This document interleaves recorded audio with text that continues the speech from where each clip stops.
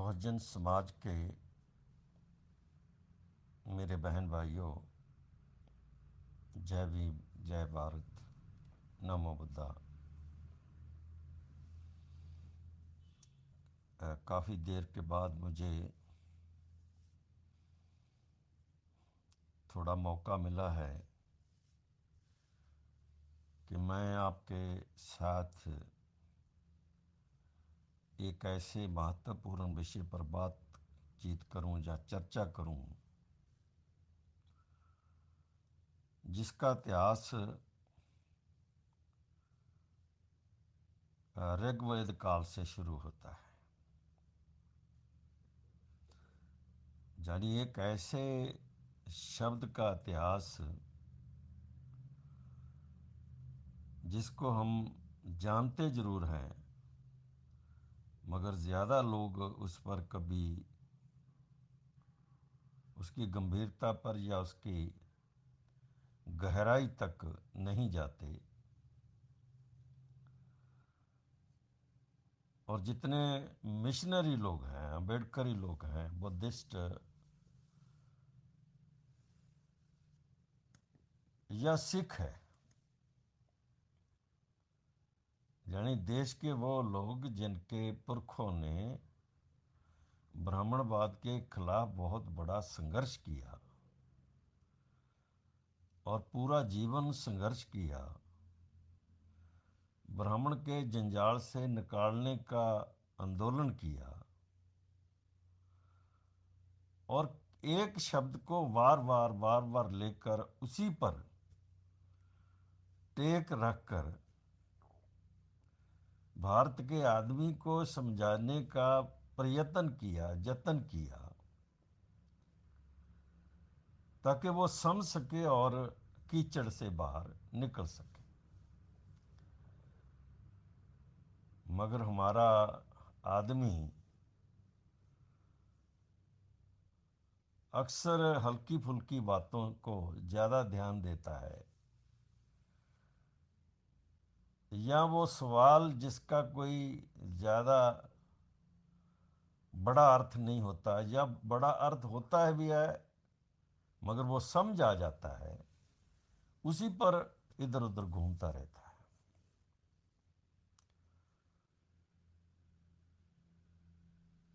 तो मैं जब भी कभी पढ़ता हूँ, सुनता हूँ, मैं अपने देश के बड़े चिंतक लोगों को, समझदार लोगों को, सियाने लोगों को, बुद्धिमान लोगों को जब सुनता हूँ तो बहुत सारे प्रश्न वहाँ से उभरते हैं।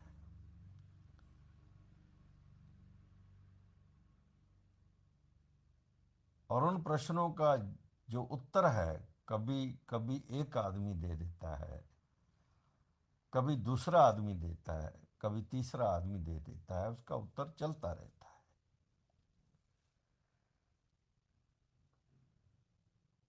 और बहुत सारे प्रश्न ऐसे हैं जिनका जवाब हजारों पुस्तकों में भरा पड़ा है। तो ऐसा आंदोलन जो ऋग्वेद के बाद शुरू हुआ, और जिस शब्द का अर्थ मैं करने जा रहा हूँ उसकी बुनियाद ऋग्वेद में लगी, उसकी जड़ वहाँ लगी। और फिर वो बुद्धा के आंदोलन में कैसे चला, बुद्धा के आंदोलन को जब सत्ता मिली तो सत्ता के खत्म होने के बाद उसका क्या रूप बना, और फिर इस्लाम आने के बाद वो कैसी दिशा में गया, और चलते चलते वो इस देश के संविधान में किस रूप में सामने आया। इतना लंबा इतिहास है उस एक शब्द का। मुझे खुशी हो रही है कि मैं उस शब्द को समझ सका हूँ, मगर मैं ये नहीं कहूँगा कि मुझे उस शब्द का पूर्ण या मुकम्मल ज्ञान है। इसलिए मैं पहले ही ये बेनती करना चाहूँगा हमारे देश के, हमारे बहुजन समाज के बहन भाइयों को, जो बुद्धिमान लोग हैं, जो संघर्ष कर रहे हैं, आंदोलन कर रहे हैं, जो विद्वान हैं, विद्वान से आगे भी वो बुद्धिमान हैं, चिंतक हैं और बड़े बड़े नामवर लेखक हैं वो, और उनकी चर्चा पूरे देश में सुनी जाती है। मैं उनको भी बेनती करूंगा कि अगर कहीं मुझे पूरी बात समझ ना लगे या कहीं मैं कोई गैप छोड़ जाऊं, तो मैं चाहूंगा कि उसको पूरा करने का हमारा सभी का एक फर्ज बन जाता है।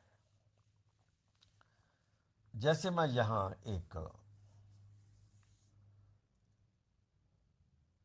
छोटी सी या बड़ी बात, दोनों कुछ भी कह सकते हो, छोटी या बड़ी बात, उसके बारे में थोड़ी चर्चा करनी चाहूँगा 1 मिनट की। कि ये बात 1980 81 82 की है, जब मैं बाबा साहब को पहली बार पढ़ना शुरू किया, जब मुझे बामसेफ की लहर ने सिखाया कि असल में देश क्या है, देश के लोग क्या हैं, ये व्यवस्थाएं कैसी हैं, ये उसने मुझे, वामसेफ के साथियों ने बताया। काशीराम जी ने भी काफ़ी समय दिया मुझे, मगर मैं क्योंकि साहित्य और इतिहास का विद्यार्थी था, राजनीति का विद्यार्थी रहा मैं, तो जितनी मुझे अगुवाई मिली, गाइडेंस मिली, दिशा मिली, उसके हिसाब से मैंने बाबा साहब को पढ़ते पढ़ते पीछे एकदम मैं ऋग्वेद पर गया। ऋग्वेद से चलता चलता मैं बुद्धा के सिद्धांत पर आया, और बुद्धा के सिद्धांत को सत्ता मिली, और सत्ता के बाद जब ब्राह्मणवादी व्यवस्था दोबारा शुरू हुई, लगभग ये इसको कह सकते हैं हम 2200 साल पहले, 2300 साल पहले, जब वो सत्ता चली, तो उसका खत्म होने के बाद जो नई व्यवस्था बनी, वो ब्राह्मण की व्यवस्था, उसमें मैंने मनुस्मृति को पढ़ा, और ब्राह्मण के बहुत सारे ग्रंथ जो जरूरी थे उनको पढ़ा। पूरे ग्रंथ नहीं पढ़ सकता आदमी कोई, इतनी हमारे पास समय नहीं होता, और हमको बहुत कुछ देखना होता है, तो जितने ग्रंथ मैं पढ़ सका उनको मैंने पढ़ा। मनुस्मृति को बार बार पढ़ा, ऋग्वेद को पढ़ा, गीता को पढ़ा बार बार, और मैंने कहा कि गीता में अगर कोई सबसे बेहतरीन आदमी है इस मानस के लिए, तो वो अर्जुन है। ये गीता में पहले ही अध्याय में समझा जाती है। फिर उसके बाद महाभगवत गीता या महाभगवत प्राण, गरुड़ पुराण, ये तुलसीदास रामायण, ये ज़्यादा, फिर वाल्मीकि रामायण तो मैंने ऋग्वेद से भी शायद पहले पढ़ी। ये 82 83 में ही मेरे हाथ लग गई, तब मैंने इसको पढ़ा। फिर उसके बाद इस्लाम आया, तो उसके बारे में मैं काफ़ी जानने की कोशिश की, और फिर संत सतगुरु नामदेव, कबीर, रविदास, नानक, ये महापुरुष जब शुरू हुए, तो इन इन इनके आंदोलन को मैंने बंदा सिंह बहादुर तक पढ़ा।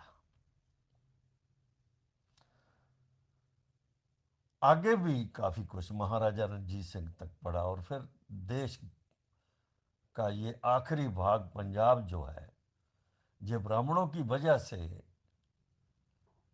और डोगरों की वजह से अंग्रेज़ों के गुलाम हो गया।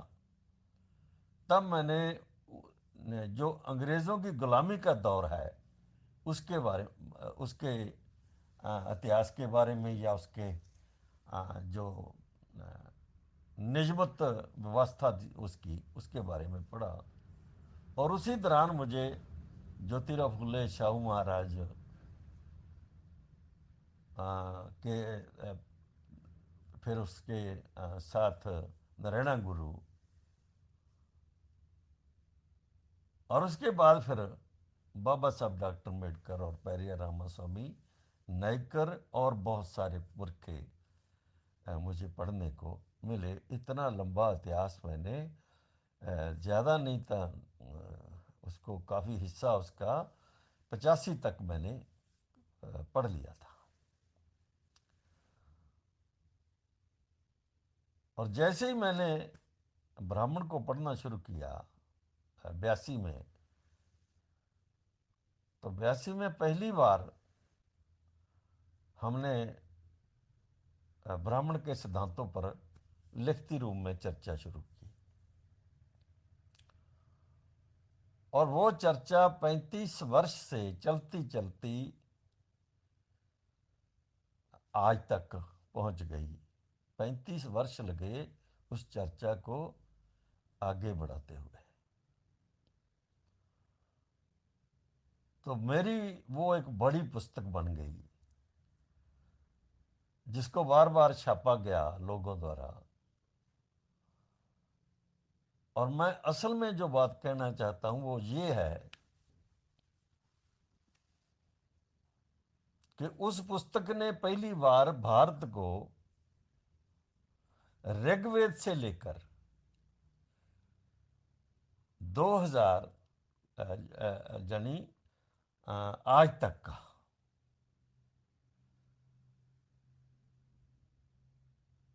अगर तुम दूसरे लोगों को शामिल ना भी करो तो कम से कम आप 1900 2000 तक, यानी 19वीं सदी 1999 और 2000 तक का इतिहास एक लड़ी में दिया। कंप्लीट उसको करने की कोशिश की, अभी बहुत कुछ बाकी है। फिर भी उस पुस्तक ने पूरे देश को एक नई दिशा दी है। पूरे देश को पहली बार ऋग्वेद से लेकर 2000 तक का जो समय है, जिसको हम 3000 साल कह सकते हैं, 3000 साल का भारत के इतिहास का लड़ीवार ब्यौरा अगर तुम देखना चाहते हो तो वो मेरी उस पुस्तक में दर्ज है। और ये एक ऐसे तरीके से, जैसी सच्चाई से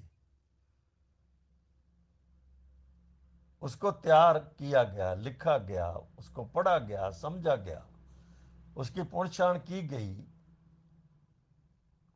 कि आज पूरे भारत के नहीं, पूरी दुनिया के, भारत के, दुनिया में रहने वाले भारत के लोग हैं, उनमें से लाखों लोगों को, लाखों नहीं करोड़ों लोगों को भारत के इस इतिहास का पता चल गया, लड़ीवार पता चल गया।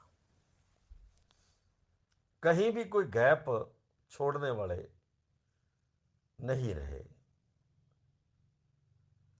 भले ही हम काफ़ी जगह, ये मुझे पता है कि काफ़ी जगह खाली है अभी, शायद हम पूरी कर सकें, मगर इतना ही काफ़ी है कि हमने 4-5 साल में उस इतिहास को इस तरीके से जोड़ दिया, इस तरीके से हमने पढ़ा, समझा और लिखा और लोगों को समझाया कि आज पूरे भारत के पूरे बहुजन आंदोलन का वो एक तरह का उसकी बुनियाद बन गया, उस आंदोलन की बुनियाद बन गया।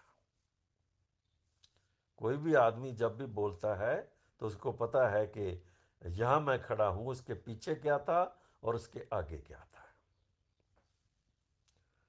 और इसी तरह, बिल्कुल इसी तरह, जिस शब्द की मैं आज व्याख्या करना चाहता हूं, वो वहां से ही शुरू होता है। वो इतिहास एक शब्द का इतिहास है, वो मुकम्मल इतिहास नहीं है, वो एक शब्द का इतिहास है। मगर वही एक शब्द का इतिहास पूरे देश का इतिहास है, ऐसा मुझे लगता है। और मैं अपने बहन भाइयों को, समझदार बुद्धिमान लोगों को या आम आदमी को भी उसको जानने की प्रार्थना करता हूं,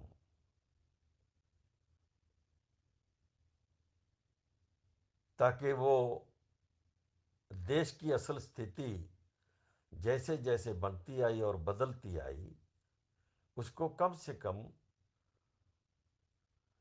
एक दो घंटे में समझ सके वो, और उसको ज़्यादा ज़रूरत ना रहे कि खुद की मेहनत करता करता वो लंबे समय तक उसी में लगा रहे। तो ये शब्द ऋग्वेद काल से जो शुरू होता है और जो आज तक चल रहा है, जानी 3000 वर्ष का उसका इतिहास है। तो मैं अपने जो विद्वान साथी हैं, बुद्धिमान साथी हैं, चाहे वो पंजाब के हैं, चाहे वो बाहरले दूसरे प्रांतों के साथी हैं, चाहे वो भारत में रहते हैं, चाहे वो दुनिया में किसी भी देश में रहते हैं, मैं सभी के साथ इसकी चर्चा करना सही समझता हूँ और ये जरूरत समझता हूँ। और मैं बिल्कुल नहीं कहूँगा कि मैं जो कह रहा हूँ वही पूरी कहानी है। यहाँ भी कभी आदमी को लगे कि मेरे से ऐसी चीज़ छूट गई है, जब मैं इस जगह पर आके उसको पूरा नहीं कर सका, या वे मेरी कही हुई बात उतनी सही नहीं जितनी सही होनी चाहिए, तो मैं सभी को बेनती करूँगा कि यहाँ भी आपको लगे, ऐसा लगे, तो ये आपकी भी जिम्मेवारी है कि आप उसको पूरा करें। तो मेरे साथियों, मेरे बहन भाइयों, बुद्धिमान साथियों, आंदोलन कर रहे साथियों, बहुजन समाज का, बाबा साहब डॉक्टर अम्बेडकर का सपना पूरा करने में लगे साथियों, और वैसे भी जो आम लोग हैं, जो कहीं ना कहीं वो अपनी तरफ से आंदोलन कर रहे हैं और देश को बदलने की कोशिश कर रहे हैं, देश की दिशा बदल के उसको सही करने की कोशिश कर रहे हैं, मैं उनको भी बेनती करना चाहूँगा कि उनको भी मेरी इस बात को सुनना चाहिए, और शायद उनका जो चिंतन है उसमें कुछ थोड़ा इजाफा हो सके, उसमें वाधा हो सके, उसमें कोई चार चार अक्षर और जुड़ सकें, तो मैं उनको भी बेनती करूँगा। और मुझे ऐसा लगता है कि हमारे लोग जिनको संबोधन करके मैं बोल रहा हूँ, पूरे भारत में जो फैले हुए हैं, पूरी दुनिया में फैले हुए हैं, वो शायद इतना ध्यान ना दें मेरी बात पर। शायद मुझे वो सुनने से दूर रहें, या ऐसी इच्छा रखे के जब चाहे सुन लेंगे, उनसे ज्यादा मुझे लगता है कि ब्राह्मणी व्यवस्था का आदमी छोटी से बड़ी जगह तक कहीं भी बैठा है, वो ज्यादा ध्यान से सुनेगा और ज्यादा अच्छी तरह समझेगा, ताकि वो इस बात को रोक सके या इसको असरदार ना बनने दे, ताकि देश की जो ब्राह्मणी व्यवस्था है वो कायम रह सके। उसका ध्यान मुझे लगता है कि ज्यादा होगा। ये तो होगा, इसको कोई नहीं रोक सकता, ये तो ऐसे ही होगा। इसके बावजूद भी मैं ये सोचकर बोलूंगा, कहूंगा कि अगर 10, 20, 50, 100 आदमी को हमारे को समझ लग गई,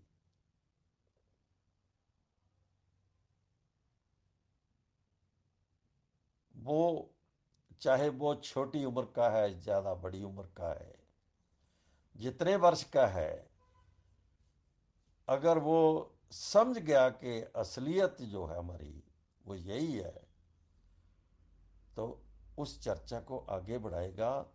इस उम्मीद के साथ मैं बोल रहा हूं। तो आपने ये बार बार सुना है शूद्र शब्द।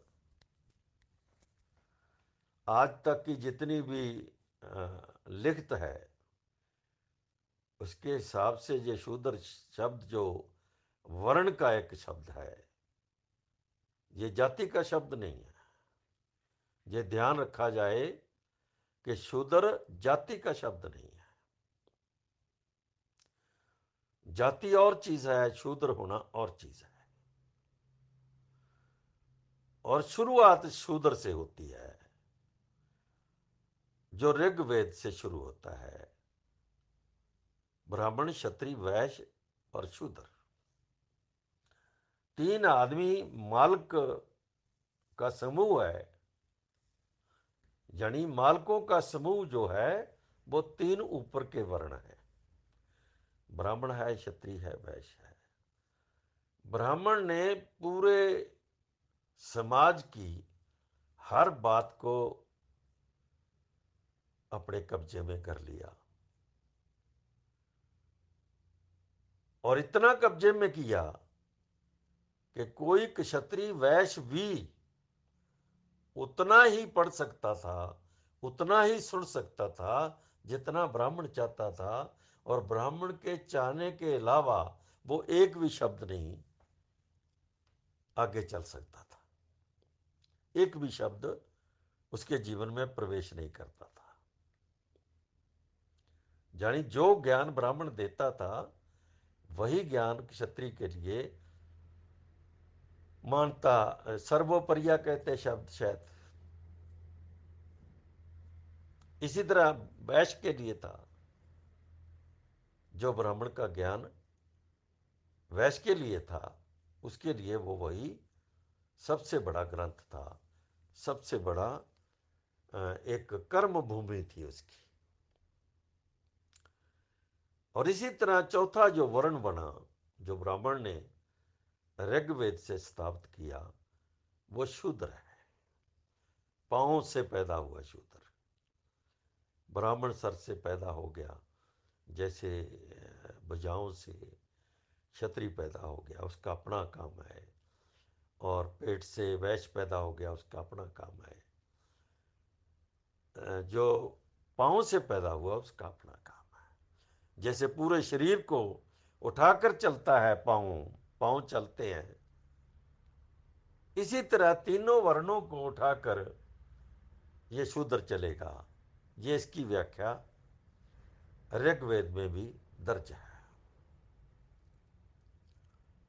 और ये सबसे नीचा वर्ण है। और इसके पास कोई अधिकार नहीं है। ये सेवा करेगा, ये दास है, गुलाम है। ये भारत का एक चौथा वर्ण है जो दास गुलाम है। और जैसे ही वैदिकारियों ने देश पर कब्जा किया, यहां जहां कब्जा किया, वहां वहां ये वर्ण यानी ब्राह्मण, क्षत्रिय, वैश्य और शूद्र, ये सिद्धांत लागू हो गया। और इसमें हम कहाँ आए?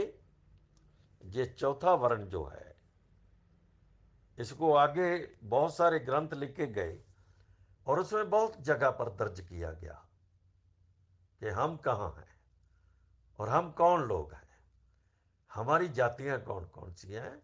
ये आगे जाकर इसकी व्याख्या होती है, यहाँ नहीं होती। क्योंकि यहाँ शूद्र कोई जाति नहीं है, एक वर्ग है। ब्राह्मण एक वर्ग है, क्षत्रिय एक वर्ग है, और वैश्य एक वर्ग है, शूद्र एक वर्ग है। ये वर्ग हैं, वर्ण जो। और इसका दूसरा अर्थ एक देखो कि जो भी इस वर्ण में अलग अलग पैदा हो गया, वो अपना वर्ण नहीं बदल सकता। ब्राह्मण ब्राह्मण रहेगा जन्म से, क्षत्रिय क्षत्रिय रहेगा जन्म से, वैश्य वैश्य रहेगा जन्म से, शूद्र शूद्र रहेगा, जन्म से रहेगा। मरने के बाद जब भी वापस कोई ब्राह्मण आता है तो वो अपने ही वर्ण में शामिल होगा। शूद्र पैदा होता है तो शूद्र ही रहेगा। इसका मतलब है कि वैदिक कार्यों ने भारत के चार टुकड़े कर दिए और चारों टुकड़ों को अलग अलग करके ब्राह्मण के अधीन कर दिया। और ब्राह्मण का जो सिद्धांत है उसको लागू करने के लिए क्षत्रिय को तलवार पकड़ा दी। जितने लोग तलवार से माने वो तलवार से मना लिए गए, और जिन लोगों को भूख से मनाना था, भूखे रखकर, जैसे आज भी भूखे रखकर लोगों को गुलाम बनाया जा रहा है, मंगते बनाया जा रहा है, 2-4 किलो दाने देकर, तो भूखे रखकर किसी को गुलाम बनाने का काम वो वैश्य के हाथ में आ गया। क्योंकि ना तो शूद्र ज्ञान की बात कर सकता था, ना वो तलवार उठा सकता था, निहत्था हो गया, ना वे किसी जिन्स पर अधिकार रखता था, ना व्यापार पर उसका अधिकार था, ना पैदा की गई चीज पर उसका किसी का अधिकार था, केवल वैश्य का अधिकार था। तो शूद्र जो है वो तीनों अधिकारों से वंचित हो गया, और उसका काम एक हो गया कि शूद्र तीनों का गुलाम, और गुलाम दर गुलाम, गुलाम जन्मेगा, गुलाम मरेगा, गुलाम जन्मेगा, गुलाम मरेगा, पांव से जन्मेगा और पांव से पांव के बराबर रहेगा। ये स्थाई बांट जो है ये वर्ण सिस्टम से पैदा कर दी गई, ईश्वर के नाम पर की गई या कुछ भी किया गया, ये स्थाई हो गई। तलवार के बल पर हुई, ये तलवार के बल पर हुई, और भूख के बल पर। दो चीजें बहुत बड़ी बातें हैं ये समझने के लिए कि तलवार के बल पर और भूख के बल पर शूद्र को पूरी तरह वंचित और निहत्था कर दिया, और चार टुकड़े हो गए इस देश के।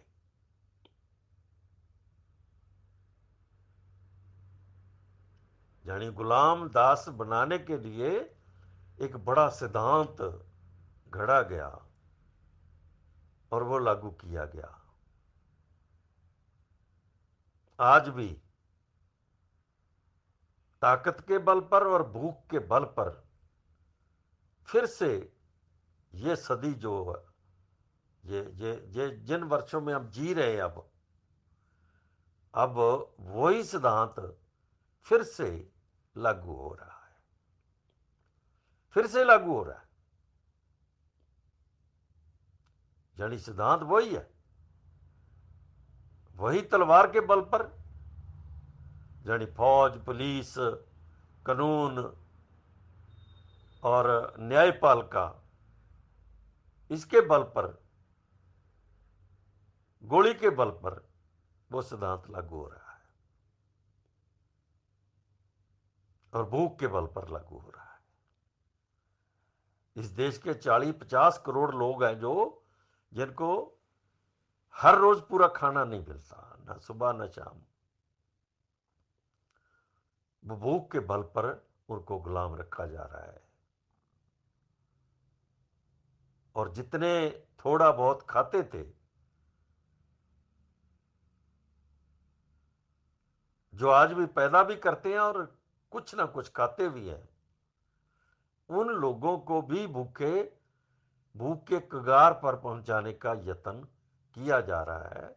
यह ऋग्वेद का सिद्धांत है, जिसको वर्ण सिद्धांत कहा जाता है। और मैं एक बात और बता दूं, यहां जितना मैंने पढ़ा, जितना मैंने समझा, जितनी गहराई से मैं उसको पकड़ने की कोशिश की, तो उसमें मुझे पता चला कि तथागत बुद्ध के आने तक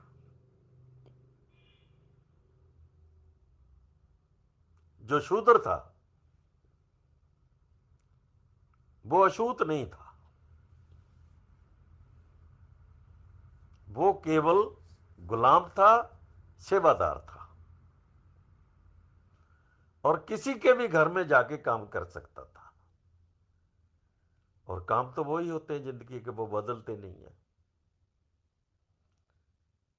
चाहे वो कपड़े का काम है, चाहे वो जूते का काम है, चाहे वो खेत का काम है, चाहे वो कोई और दूसरा कोई भी काम है, वो तो लगातार जीवन की जो जरूरत है वही उसका काम है। और ये काम कभी ब्राह्मण नहीं करता, ये काम कभी क्षत्रिय नहीं करता, ये कभी आज तक भी इन लोगों ने कभी ये काम नहीं किया है। वैश्य के पास बाजार है पूरे देश का, और जो क्षत्रिय है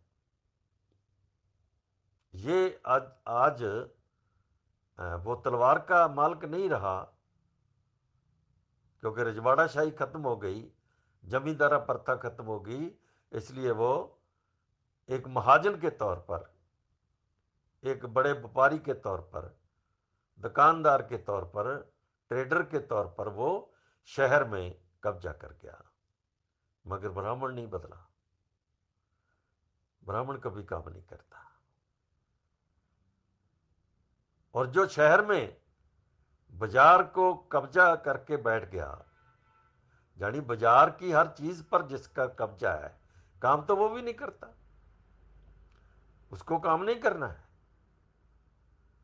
उसे हाथ नहीं हिलाना है, उसे सिर्फ नोट गिनने हैं, कितना आया कितना चला गया पैसा, इसके अलावा वो कोई काम नहीं करता। कोई चीज लेकर कौन आता, वो दूसरा आदमी शूद्र है। ग्राहक को कौन पकड़ाता है, वो भी शूद्र है। ढोआ ढुआई कौन करता है, शूद्र है। खेत में काम कौन करता है, शूद्र है। बजरी कौन बिछाता है, शूद्र है। लोहे की कुटाई कौन करता है, शूद्र है। कपड़ा कौन बनाता है, शूद्र है। जूते कौन सीता है, शूद्र है। कपड़े सीता कौन है, शूद्र है। वालों की बुनाई कौन करता है, वो भी शूद्र है। यानी शूद्र का काम है वो। ब्राह्मण, क्षत्रिय, वैश्य आज भी कोई काम नहीं करते।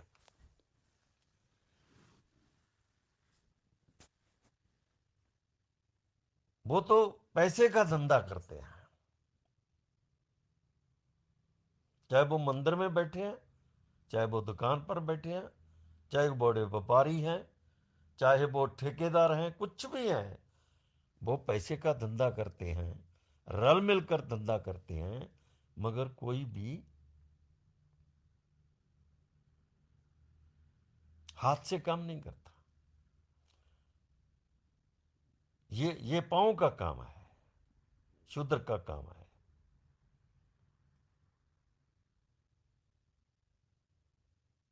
तो तथागत बुद्ध के समय तक जो शूद्र था, जो मैं जान सका, वो किसी के घर में भी जा सकता था।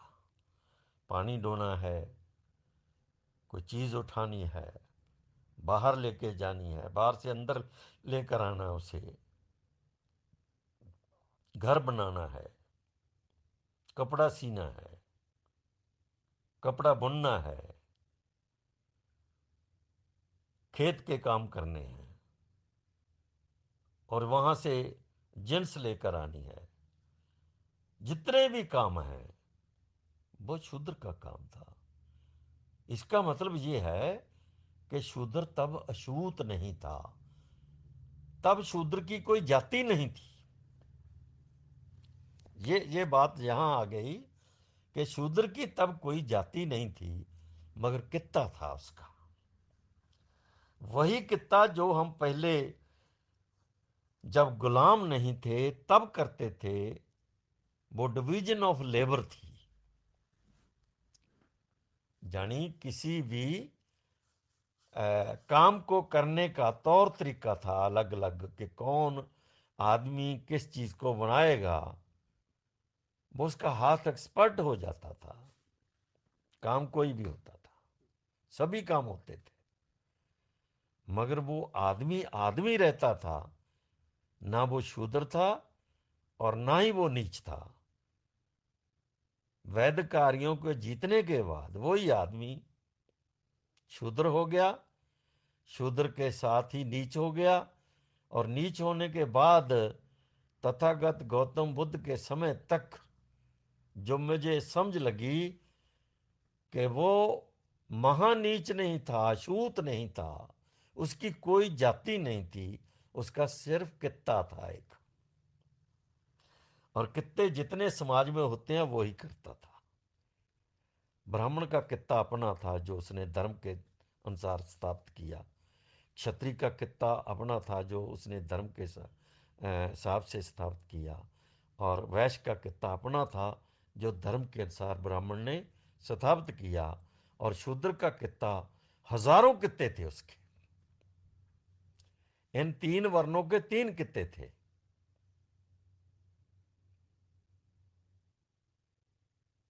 इन तीन वर्णों के तीन कित्ते थे। ये धरती पर कब्जा कर गए, व्यापार पर कब्जा कर गए, जिन्स पर कब्जा कर गए, तलवार पर कब्जा कर गए, और धन पर कब्जा कर गए, और दिमाग पर कब्जा कर गए। यही कित्ते इनके रहे, मगर बाकी के सारे कित्ते जितने हम पहले भी करते थे, यानी हमारे बुजुर्ग जो थे गुलाम होने से पहले करते थे, वो फिर करते रहे, और वो करते करते वो शूद्र जब तक रहे तब तक वो इन सवर्णों के जो बाहर वैदिक कार्य हैं, जो विदेशी लोग हैं, उनके घर में बाहर में वो काम करते थे, मगर वो अछूतापन जो था या जातिपन था, वो तब तक जिंदा नहीं था, उसकी कोई रचना नहीं हुई थी। बुद्धा के समय तक कोई रचना नहीं है उसकी।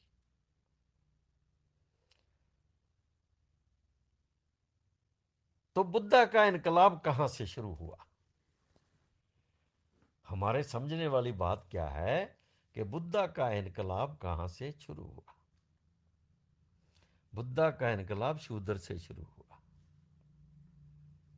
जो इस देश का मूलवासी शूद्र था और ब्राह्मण का, क्षत्रिय का, वैश्य का गुलाम था, और जिसके पास कोई अधिकार नहीं था, वो अधिकार वंचित था, वो केवल सेवक था। जैसे रूस में जब इनकलाब आया तो मजदूर का इनकलाब आया, सबसे नीचे मजदूर था, बाकी मालिक जो थे वो लूटते थे, वो कारखानों के मालिक थे, ज़मीन के मालिक थे, सत्ता के मालिक थे, बड़े बड़े जो ठेके हैं उनके मालिक थे। यानी जितनी बड़ी दौलत है देश की उस पर कब्जा उनका था। तो मजदूर जितना भी अपनी चमड़ी खिंचवाता था उनसे, वही मजदूर इनकलाब के लिए खड़ा हो गया। जब चाइना का इनकलाब आया तो चाइना में किसान जाति जो है ये सब नीची थी, क्योंकि वहाँ दोनों जगह पर कोई जाति नहीं है, कोई ब्राह्मण क्षत्रिय वैश्य शूद्र ना चाइना में है ना रशिया में है। वहाँ कोई सिद्धांत नहीं है ऐसा, ऋग्वेद वहाँ नहीं लागू होता। मगर वहाँ जो भी सामाजिक सिस्टम है उसके अनुसार ज़्यादा लोग किसानी करते थे, और किसानी की दुर्दशा बहुत ज़्यादा बुरी थी। जैसे यहाँ दलित की, यानी जो सबसे नीचे का आदमी है, नीचे के पायदान का, जैसी दुर्दशा उसकी है, एसटी की है, जैसे पिछड़ों की दुर्दशा है, वैसे वहाँ किसान की दुर्दशा होती थी। किसान को लूट लिया जाता था। तो चाइना में जो इनकलाब आया वो सबसे नीचे पायदान पर खड़े आदमी का इनकलाब है, जिसको किसान का इनकलाब कहते हैं। ऐसे ही इस देश में, जिसको भारत कहते हैं आज हम, जो भारत का जम्बू द्वीप था, जो वैदिक कार्यों के बाद आर्यावर्त में कुछ चिर बदला, कोशिश की गई, मगर वो बदल नहीं सके, आर्यावर्त नहीं बना सके, या उन्होंने बनाया नहीं जानबूझकर ताकि भेद ना खुले। अगर वो आर्यावर्त बनाते तो हो सकता देश का भेद खुल जाता कि ये आर्यावर्त बनाने वाले लोग कोई और लोग हैं, दूसरे लोग हैं, हो सकता है कि ये भेद खुल जाता। तो उन्होंने आर्यावर्त नाम नहीं चलाया।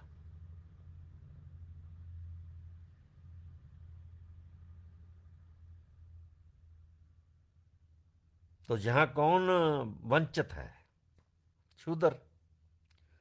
नीचे पायदान कौन कौन खड़ा है? शूद्र। अधिकारहीन कौन है? शूद्र। काम कौन करता है? कामागर कौन है? शूद्र। देश के सारा कारोबार जो जो हाथ से होता है, जिसके हाथ में तलवार नहीं है, जिसके दिमाग में कोई ज्ञान नहीं है, जिसके पेट में दाना नहीं है, वो कौन था? शूद्र। और किसके रहम पर था? ब्राह्मण के रहम पर था, वो क्षत्रिय के रहम पर था, और वैश्य के रहम पर था। इन तीनों के रहम पर जो ऋग्वेद से पाया गया, अधीन किया गया, गुलाम बनाया गया, दास बनाया गया, उस आदमी को तथागत ने पकड़ लिया। पकड़ा कैसे? ये बहुत बारीकी से ध्यान लाना इस पर कि कैसे पकड़ा। तो बुद्धा ने कहा, बुद्धा का ज्ञान, बुद्धा को क्या ज्ञान हुआ? यहां मैं एक बात कह देना चाहता हूं कि मैं सुनता आया कि बुद्धा को ज्ञान हो गया, बुद्धा को ज्ञान हो गया। 40-50 वर्ष तक मैं सुनता रहा कि बुद्धा को ज्ञान हो गया, बुद्धा को ज्ञान हो गया। मगर किसी एक भी आदमी ने, एक भी बौद्ध ने ये नहीं बताया हमें कि ज्ञान क्या हुआ था। और यही चीज मुझे अखड़ती रही। और तब मैंने बहुत महीन जो अध्ययन किया, बुद्धा का अध्ययन किया, उनकी बातों का अध्ययन किया, तो मुझे पता चला बहुत देर के बाद, यानी मेरे जीवन के आप कह सकते हैं कि जब मैं मिशन में 10 साल तक काम कर चुका था, तब मुझे पता चलने लगा कि वो क्या था जो ज्ञान हुआ। उस पर मैं बहुत चर्चा करता हूं, कभी फिर करूंगा। इसी चीज पर चर्चा करूंगा कि बुद्धा का ज्ञान क्या था, ताकि फिर हमारे लोगों को ज़्यादा ज़रूरत ना पड़े कि वो इसी पर चर्चा करते रहें, इसी पर दिमाग मारते रहें। तो उनको इस विषय पर काफ़ी कुछ समझ आ जाए, ताकि वो आसानी से दूसरों को भी बता सकें। तो तथागत को जो भी ज्ञान हुआ उसमें एक चीज़ ये थी कि ब्राह्मण ने तलवार भी छीन ली और पेट का खाना भी छीन लिया और दिमाग का ज्ञान भी छीन लिया। तो फिर तथागत ने सोचा होगा कि वो भूखे आदमी को रोटी तो नहीं दे सकता। ये भी उसने, यानी वो जब ज्ञान हुआ तब सोचा उन्होंने कि मैं किसी लाखों लाखों आदमियों को रोटी नहीं दे सकता।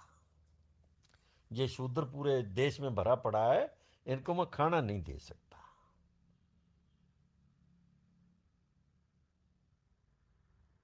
फिर उन्होंने सोचा होगा कि मैं यका यक इनको तलवार नहीं पकड़ा सकता, ये तलवार नहीं चला सकेंगे, क्योंकि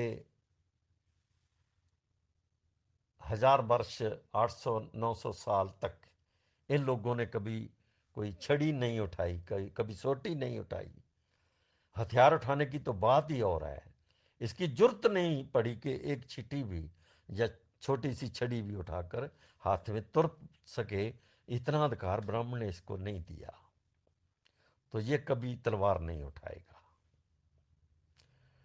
तलवार उठाने से पहले बल तैयार होता है तलवार उठाने के लिए। तो फिर उन्होंने सोचा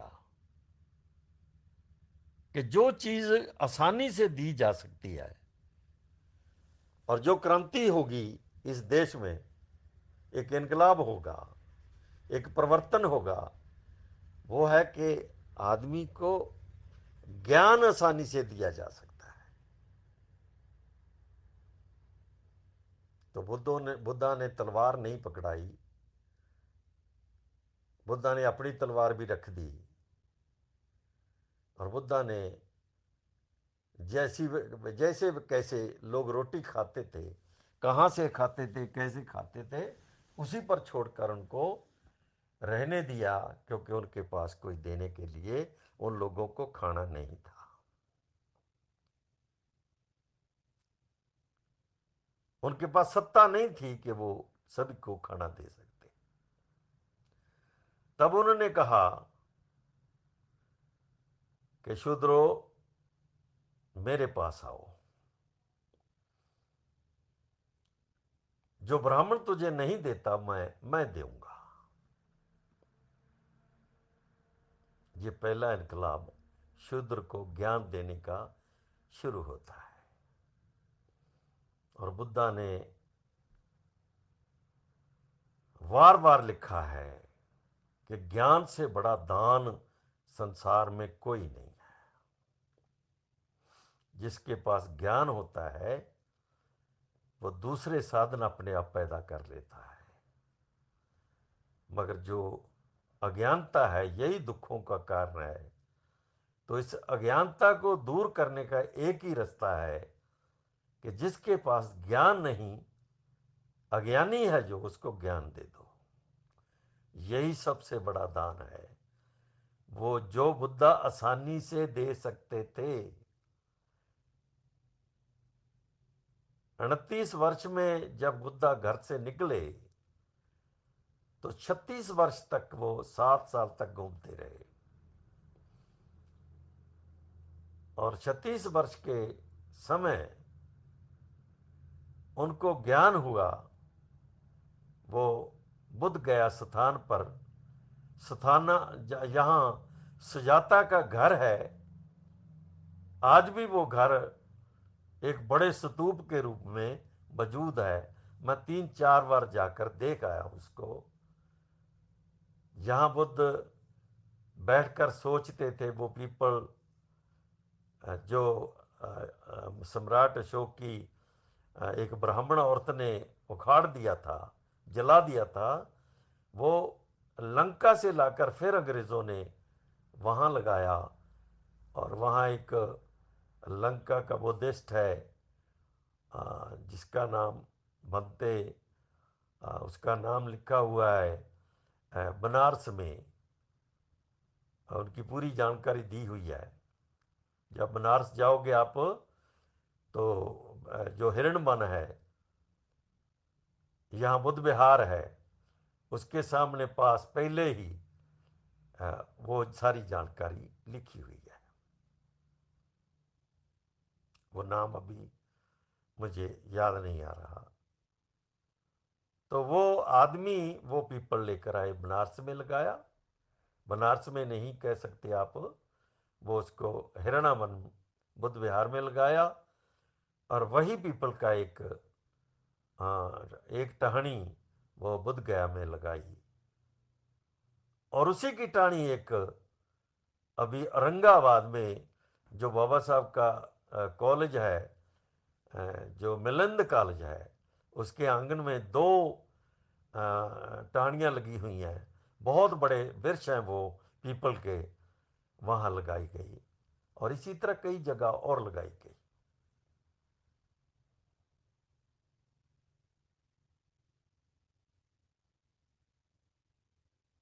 तो उस जगह पर तथागत ने ज्ञान की खुद से चर्चा की, उसकी साधना की। साधना का मतलब है कि गलत ठीक कैसे, क्या क्या, क्यों क्यों, ऐसे सवाल प्रश्न है जो उनका हल ढूंढा वो बुद्ध गया स्थान पर। और उसके सामने जो नदी है, जिसको एक नदी का नाम पहले जो था और था, अब उसका नाम और है। उस नदी के पार सुजाता का घर है। यहाँ से सुजाता ने बुद्धा को खाना खिलाया, पानी पिलाया, बुद्धा की सेवा की, और बुद्धा फिर जीवित हो गए, यानी मौत के मुंह से वापस आ गए। तो वो जगह पूरी वहाँ है। वहाँ सोचा तथागत ने कि मैं किसी को, भूखे प्यासे आदमी को, रोज रोज लाखों लोगों को खाना नहीं दे सकता। मेरे पास तो अपने लिए खाना नहीं, मैं दूसरे को कहाँ से दूंगा। फिर उन्होंने सोचा कि तलवार उठा जो है वो ये नहीं उठा सकेंगे कभी, क्योंकि इनकी आदत बदल गई है। आज तक भी हम हथियार नहीं उठाते, खेती कीते हम हथियार नहीं उठाते, सोटी नहीं उठाते हम। अगला मारकर भाग जाता है और हम चीखते रहते हैं। पूरे देश की हालत देखो कि 10 आदमी आते हैं, पूरे मोहल्ले की पिटाई कर कर चले जाते हैं। इसका मतलब क्या है कि ये हथियार उठाने की आदत इनको नहीं पड़ी। जिस दिन ये आदत पड़ जाएगी तो मारने वाला ये सोच कर आएगा कि वो पता नहीं जिंदा वापस आएगा भी या नहीं आएगा। तो बुद्धा ने सोचा कि उस हालत में वो हथियार नहीं पकड़ा सकता, मगर ज्ञान दे सकता है। तो ज्ञान देने के लिए सबसे पहले अगर किसी को आवाज मारी बुद्धा ने, तो वो अपने पास नहीं बुलाया, खुद उसके पास चले गए। अरे देखो हमारे बहन भाइयों, तुम बुद्धा के बारे में बहुत कुछ बोलते रहते हो, सुनते रहते हो, पढ़ते रहते हो, मगर उस बारीकी को समझने का यत्न हमारे लोग नहीं करते कि बुद्धा के दिमाग में जब ज्ञान देने की बात आ गई, जब उनको समझ लग गया कि इन लोगों को किस चीज की जरूरत है, तो बुद्धा उनके पास गए। कैसे गए? उन्होंने कहा कि जो भी आदमी भिक्षु बनेगा वो अपने लिए एक कपड़ा रखेगा और कहीं भी सिर ढकने के लिए जगह मिलेगी वहां सोएगा। उसका अपना घर घाट नहीं होगा, उसकी कोई दौलत नहीं होगी, और खाने के लिए वो हर रोज सुबह शाम अपने हाथ में कटोरा लिए घर घर घूमेगा। और घूमते घूमते जब किसी घर में कोई उनसे प्रश्न पूछेगा, उनको प्यार से बुलाएगा, उनको बैठाएगा, तब प्रवचन शुरू होगा।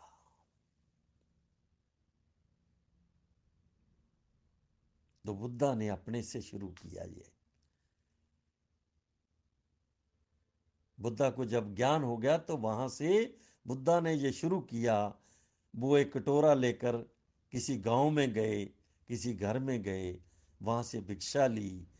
किसी ने दिया, किसी ने नहीं दिया, किसी ने गालियां दी, किसी ने डंडा मारा, मगर किसी ने एक वक्त की रोटी का बंदोबस्त कर दिया। तो बुद्धा ऐसे घरों को ढूंढते आगे आगे चलते गए, और सबसे ज्यादा लोग जो बुद्धा के पास आने लगे वो शूद्र थे, क्योंकि शूद्र से कभी कोई बात नहीं करता था। शूद्र को ब्राह्मण गाली देता, वो हंसते रहते। शूद्र को बुद्धा को कभी कभी क्षत्रिय गाली भी देता, मारता भी, डंडे भी मारता, वो उसका गुस्सा नहीं करते थे। और बहुत सारे घर ऐसे थे जो उनको खाना नहीं देते, गाली देते थे, वो गुस्सा नहीं करते थे। मगर पूरे गांव में सबसे ज्यादा शूद्र लोग होते थे, जिनके पास कोई खाना नहीं होता था, भूखे प्यासे होते थे, या थोड़ा मिल जाता था खा लेते थे, झोंपड़ी में रहते थे। वहां जब बुद्धा जाते तो उनको देखकर शूद्र का मन खिड़ उठता। बुद्धा वहां बैठते, बुद्धा उनके पास बैठते, बुद्धा उनके साथ बातें करते, बुद्धा उनको दुखों का कारण बताते। बुद्धा बताते कि तुम्हारे दुखों में किसी भगवान की मर्जी नहीं है। ये कारण पैदा हो गए कि ब्राह्मण ने तुमको पाँव से पैदा कर दिया, और जब तुम पाँव से पैदा कर दिया तुम्हारे से हर चीज़ छीन ली। जब हर चीज़ छीन गई तो तुम गरीब हो गए, लाचार हो गए, मजबूर हो गए, नीच हो गए, और ये तुम्हारी दुर्दशा होगी। ऐसी दशा हमारी, गुरु रविदास के एक शब्द में इसका जिक्र किया हुआ है। इस सारी बात का जो मैं बोल रहा हूं कि बुद्धा क्या समझाते थे, उसका जिक्र गुरु रविदास ने ऐसी दशा हमारी उसमें जिक्र किया है।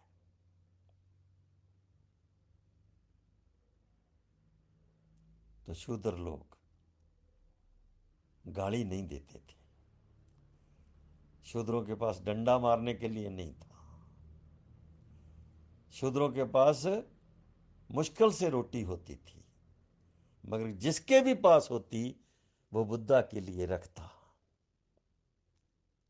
आधी रोटी, एक रोटी, या किसी घर में कुछ ज्यादा होता तो वो बुद्धा के लिए रखता। और कई बार क्षत्रिय, वैश्य, ये ब्राह्मण, इनमें से भी कोई ना कोई औरत बुद्धा को तरस करती और थोड़ा डाल देती, क्योंकि बुराई हर जगह एक सार नहीं होती। जैसे अच्छाई एक सार नहीं होती, वैसे बुराई भी एक सार नहीं होती। तो वैसे बुद्धा ने पहले इनकलाब के लिए, पहली क्रांति के लिए जिसको पकड़ा, उसी को ब्राह्मण ने शूद्र कहा था। यहां तक मैं इसका एक चैप्टर खत्म करता हूं और दूसरा चैप्टर यहां से शुरू होगा, और इसको संभाल कर रखना। जब अंत में जाओगे तुम, तो बहुत कुछ अच्छा लगेगा तुम्हें। मैं तुमसे उम्मीद करता हूं कि तुम कभी मेरी बात को ऐसे वैसे छोड़ नहीं दोगे। जय भीम, जय भारत, नमो बुद्धा।